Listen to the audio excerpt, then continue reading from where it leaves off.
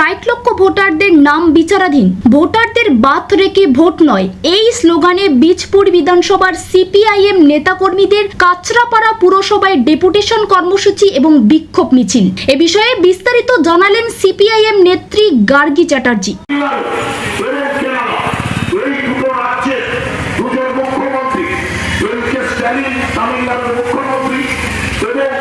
আপনারা জানেন পিনারাই বিজয় দুজনেই তাদের বিধানসভার বিশেষ অধিবেশন থেকে এই এফআইআর সম্পর্কে নির্দিষ্টভাবে প্রস্তাব করেছেন।